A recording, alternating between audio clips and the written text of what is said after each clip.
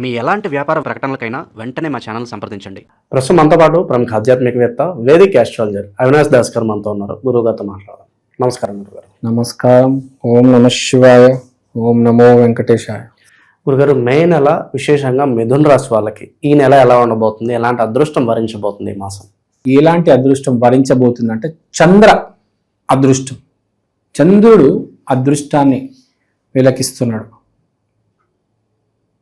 చంద్రుడు అంటే emotions, water, travelling, mother, speculation, awareness, media. So బేసిక్గా వీళ్ళకి ఏంటంటే వాటర్తో వ్యాపారం చేసే వాళ్ళకి మంచి టైం. సింపుల్, సమ్మర్ సీజన్ నడుస్తుంది, ఇక్కడే కనిపిస్తుంది. ఈ వాటర్ క్యాన్లు వేసేవాళ్ళు, వాటర్ ప్లాంట్లు ఉన్న వాళ్ళు, వాళ్ళకి నెల బాగుంటుంది. మళ్ళీ బోర్ వేసి నీళ్ళు తీస్తారు, ట్యాంకర్లు పట్టుకొని అందిస్తారు. మంచి గిట్టుబాటు, మంచి టైం. వాటర్తో ఎవరైనా వ్యాపారం చేయగలిగితే మే నెలలో ఎస్పెషల్లీ మిథున రాశి వాళ్ళు మంచి సమయమే కనిపిస్తుంది. జాబర్స్కి యాజ్ యూజువల్గా ఉంటుంది. మానసికంగా కొంచెం ఒత్తిడి తగ్గి కొంచెం recreation, swimming pool, water sports ఇలాంటివి చేయడం అనేది జరుగుతుంది. సో మానసికంగా కొంచెం బాగుంది. తర్వాత కష్టము అదృష్టము గురించి మాట్లాడదాం. ఇప్పుడు ఈ సమయంలో ఎవరైతే బాగా కష్టపడి ఎగ్జాములు రాసి ముందుకెళ్తారో వాళ్ళకి ఫ్యూచర్లో అదృష్టం, మంచి కాలేజీల్లో జాబులు, అదే మంచి కాలేజీల్లో సీటు, మంచి కంపెనీల్లో జాబు రాబోతున్నాయి. అంటే మే నెలలో వీళ్ళకి కష్టపడే సమయం. మే నెలలో మిథున రాశి వాళ్ళు కష్టపడాలి. ఎగ్జామ్స్ అటెండ్ అవుతున్న స్టూడెంట్స్ బాగా కష్టపడి రాస్తారు. జాబ్ కోసం బాగా ఎవరైతే ట్రయల్స్ చేస్తారో, కష్టపడతారో వాళ్ళకి మంచి సమయం. అంటే కష్టపడడానికి మంచి సమయం. వచ్చే నెలలో మంచి రిజల్ట్. మీరు మేలో ఎగ్జామ్ రాస్తే మీకు జూన్లో రిజల్ట్, లేకపోతే జాబ్. సో ఇప్పుడు మే నెలలో మీరు చేయాల్సింది ఏంటంటే సింపుల్గా ఓపికతో, సహనంతో కష్టపడడం. రోజుకి కొన్ని గంటలు కష్టపడడం. అది 5, 6, 18 మీ ఇష్టం. సో బేసిక్గా ఇప్పుడు కష్టపడే టైము. జాబ్ చేస్తున్న వాళ్ళు కూడా బాగా కష్టపడాలి. ఫ్యూచర్లో మీకు ప్రమోషన్ ఉంది. మనము ఇప్పుడు వ్యాపారం గురించి కూడా చెప్పాము. ఏం చెప్పి వ్యాపారం చేసే వాళ్ళు కూడా ఇప్పుడు మంచి టైం వాళ్ళకి. వీళ్ళు కూడా ఇప్పుడు ఇన్వెస్ట్మెంట్ చేస్తే రేపు కలిసి వస్తాయి కదా. ఇప్పుడు బంగారం కొంటే రేపు రేటు పెరగడం.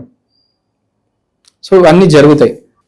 ప్లస్ ఎవరైనా స్పెక్యులేషన్, ఈ స్టాక్ మార్కెట్లో ఇన్వెస్ట్మెంట్లు చేద్దామనుకుంటే వాళ్ళకి మంచి సమయం.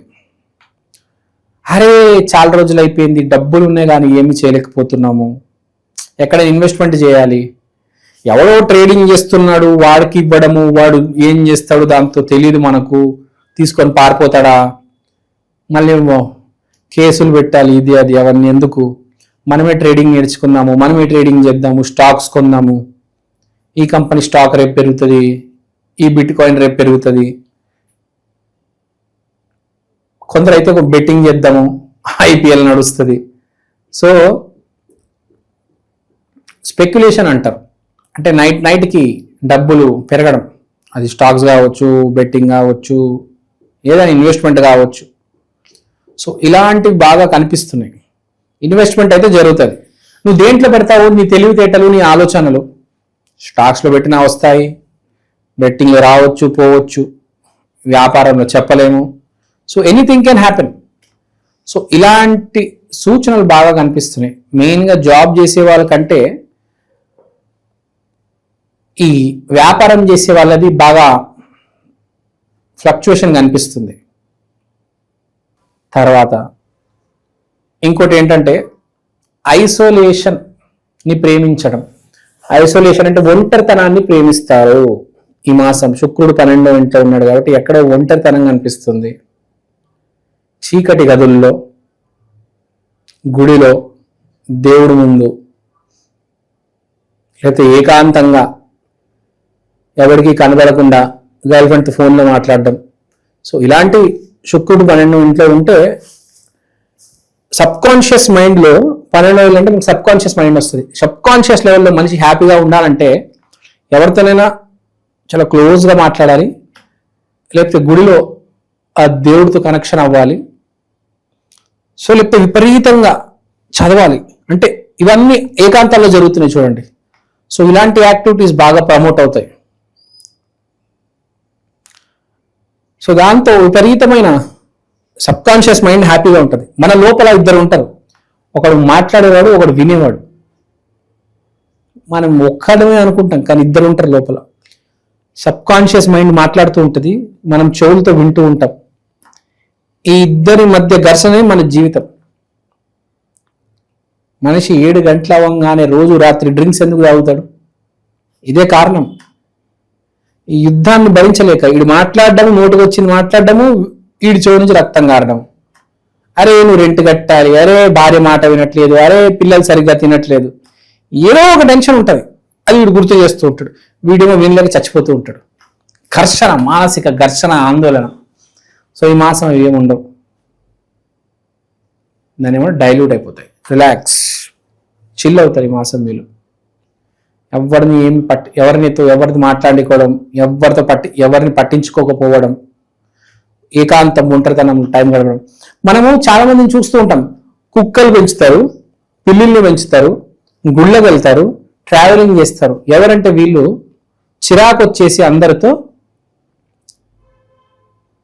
ఇంకా నాకు వద్దు, ఇంకెవరు వద్దు, ఇంక మనుషులు వద్దు నాకు అనుకున్న వాళ్ళు ఇంకా వాళ్ళ జీవితాన్ని ఆ కుక్కతో కానీ పిల్లితో ట్రావెలింగ్, కొంచెం వాళ్ళకి హీలింగ్ కావాలి. హీలింగ్ అయిన తర్వాత మళ్ళీ జనజీవన శ్రవంతిలోకి వెళ్ళిపోయి అన్ని కష్టపడము, సంపాదించడం, మాట్లాడడము.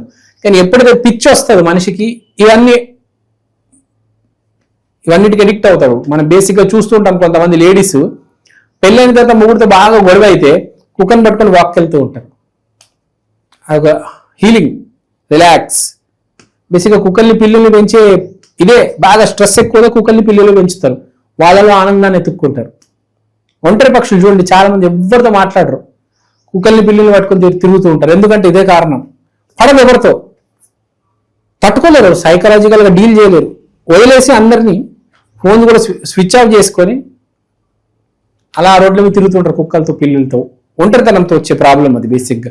కొన్ని రోజుల్లో హీల్ అయ్యాక మళ్ళీ బయటకు వచ్చేస్తారు. సో ఇప్పుడు ఆ టైం కనిపిస్తుంది, దట్ ఆ దశ దిశ కనిపిస్తుంది. ఈ మాసం కొంచెం కరెక్షన్. తర్వాత 10వ ఇంట్లో కుజుడు, 11వ ఇంట్లో సూర్యుడు. So success is in the future.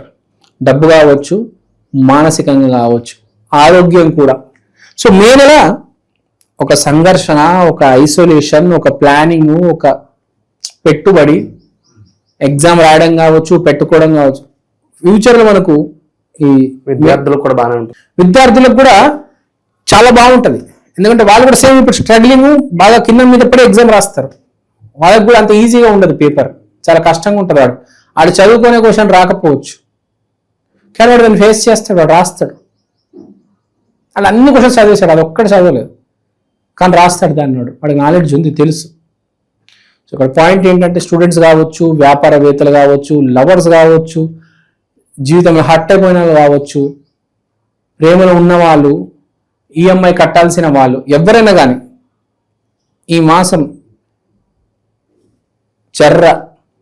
Healing జరుగుతుంది.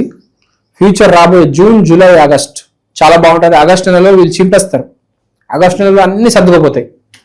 వీళ్ళ జాబ్ వీళ్ళకి వచ్చేస్తుంది, వీళ్ళ కాలేజ్లో సీట్ వీళ్ళకి వచ్చేస్తుంది, ఈఎంఐలు అన్ని సెటిల్ అయిపోతాయి, ఆ ఆందోళన అన్నీ పోతాయి, ఆ కుక్కల్ని, ఆ పిల్లులు అన్నీ పోతాయి, జనజీవన స్రవంతులు వచ్చేస్తారు, కలిసిపోతారు. సో ఇదంతా కొంచెం స్ట్రగ్లింగ్ అనమాట. మే నెల మార్పు చేర్పులు వచ్చే మాసం మే నెల వీళ్ళకి. సో చిన్న రెమెడీ చేసుకోవాలి వీళ్ళు.